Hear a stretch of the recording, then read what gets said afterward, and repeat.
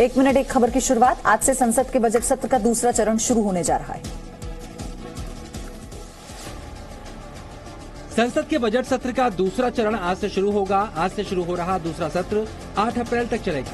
Corona महामारी को देखते हुए दूसरे सत्र के लिए कई इंतजाम भी किए गए हैं। सत्र के दूसरे चरण में राज्यसभा की कार्यवाही सुबह 9 से दोपहर 2 बजे तक चलेगी, जबकि लोकसभा की कार्यवाही शाम 4 बजे से रात 10 बजे तक चलेगी।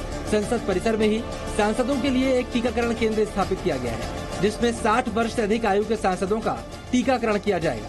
साथ ही 45 वर्ष के ऊपर के वो सांसद जिन्हें कोरोना का खतरा है, वो कोरोना वैक्सीन लगवाने के पात्र हैं। संसदीय आंकड़ों के मुताबिक 60 वर्ष से अधिक उम्र वाले सांसद लोकसभा में 36% हैं, जबकि राज्यसभा में 62% है। बजट का दूसरा चरण हंगामेदार रहने के पूरे अनुमान है। आशंका है कि पेट्रोल डीजल की कीमतों और कृषि कानूनों पर विपक्ष सरकार पर हमला करेगा, जबकि सरकार इस सत्र में कई लंबित बिलों को पास कराने का विचार कर रही है। इसमें पेंशन फंड, क्रिप्टो करेंसी, बिजली सुधार समेत कई बिल शामिल हैं। महाराष्ट्र के पूर्व मुख्यमंत्री और एनसीपी अध्यक्ष शरद पवार ने केंद्र सरकार पर सांप्रदायिक जहर फैलाने का आरोप लगाया। महाराष्ट्र के पूर्व मुख्यमंत्री और एनसीपी अध्यक्ष शरद पवार ने झारखंड के रांची में एक प्रेस वार्ता की। इस दौरान उन्होंने केंद्र सरकार पर सांप्रदायिक होने और ममता बनर्जी सरकार को अस्थिर करने जैसे कई आरोप लगाए। एनसीपी अध्यक्ष ने कहा कि बीजेपी के हाथ में हुकूमत जाने के बाद देश में सांप्रदायिक जहर बढ़ रहा है। शरद पवार ने कहा कि राज्यों में खास तौर पर अल्पसंख्यकों के मामले में सांप्रदायिक जहर फैलाने का काम हो रहा है। इस मौके पर उन्होंने विपक्ष से अपील की कि वो ममता बनर्जी के समर्थन में एकजुट हों और उनकी सहायता करें। प्रधानमंत्री हो, गृह मंत्री हो, सब मिलकर और मदद लेकर विपक्ष के खिलाफ हुकूमत का गलत इस्तेमाल करने की कोशिश कर रहे हैं। जिस तरह पूरी ताकत से ममता जी को हराने के लिए प्रहार हो रहा है, ऐसे समय में ममता दीदी को सहायता देने की जरूरत है। बंगाल की जनता ममता जी के साथ खड़ी है। उन्होंने AIMIM अध्यक्ष असदुद्दीन ओवैसी को बीजेपी की रणनीति का हिस्सा बताते हुए कहा कि केंद्र की रूलिंग पार्टी बंगाल में चुनाव जीतने के लिए कुछ लोगों को आगे करके रणनीति बनाती है। रविवार को सिलीगुड़ी में ममता बनर्जी ने बीजेपी पर जमकर निशाना साधा। रविवार को पश्चिम बंगाल की मुख्यमंत्री ममता बनर्जी ने सिलीगुड़ी में करीब 3 किलोमीटर लंबी पदयात्रा की। इस दौरान उन्होंने बीजेपी पर जमकर हमला बोला कि हम लड़ेंगे, जीतेंगे और मोदी को हराएंगे।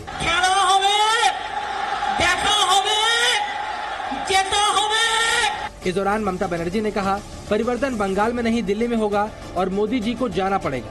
हम करेंगे, हम जीतेंगे, मोदी को हराएंगे, भारत से हटाएंगे। सीएम ममता बनर्जी ने बीजेपी के सोनार बांग्ला वाले नारे पर भी कटाक्ष किया।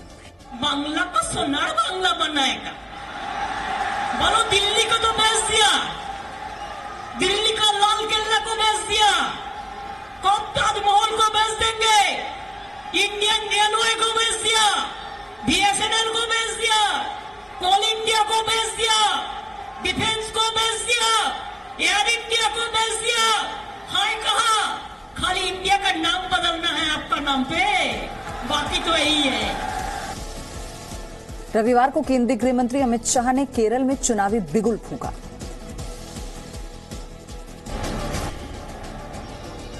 रविवार को केंद्रीय गृह मंत्री अमित शाह ने कन्याकुमारी और तिरुवनंतपुरम का दौरा किया।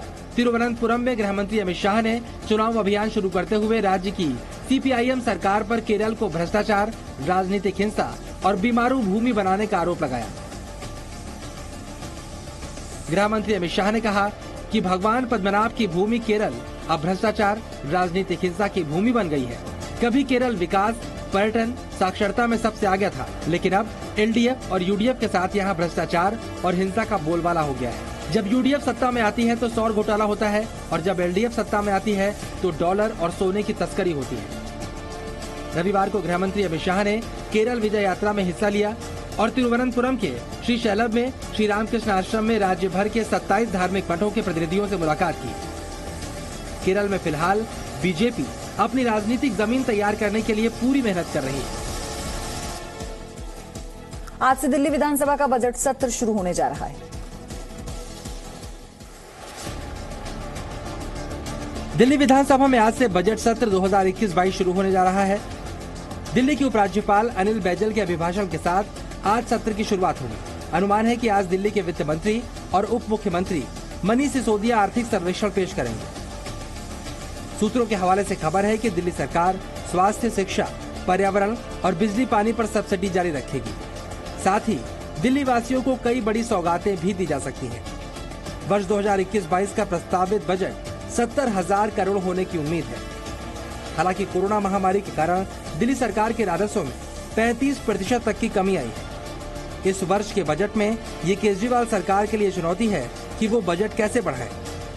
कोरोना महामारी के दिल्ली में आने के बाद ये केजरीवाल सरकार का पहला बजट है और दिल्ली सरकार से लोगों को इस बार काफी उम्मीदें भी हैं। और इस बार का बजट केजरीवाल सरकार के लिए कुछ मुश्किलें भी पैदा कर सकता है।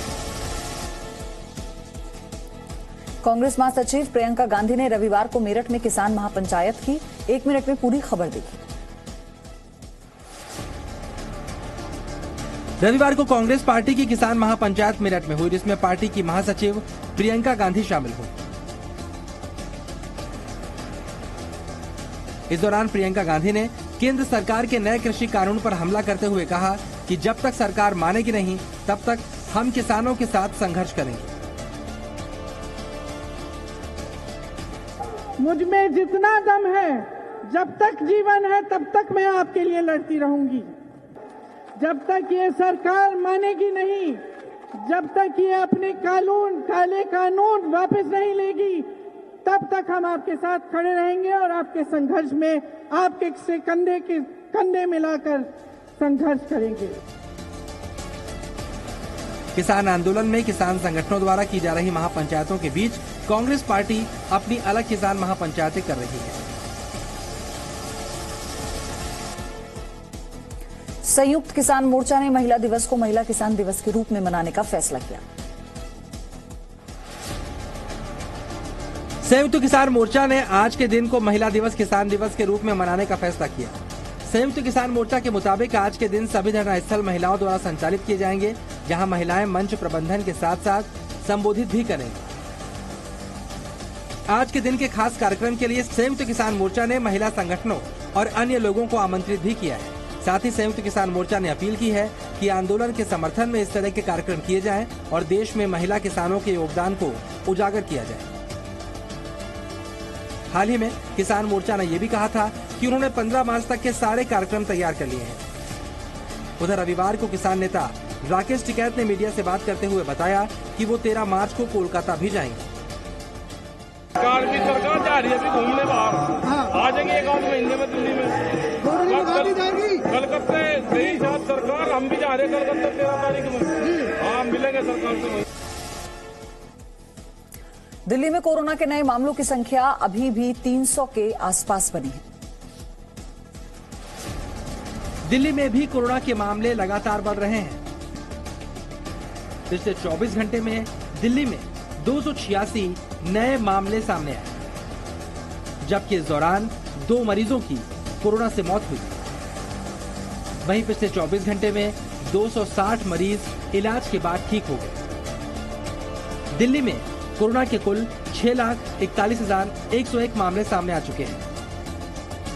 इनमें से 6,28,377 लोग इलाज के बाद ठीक हो चुके हैं,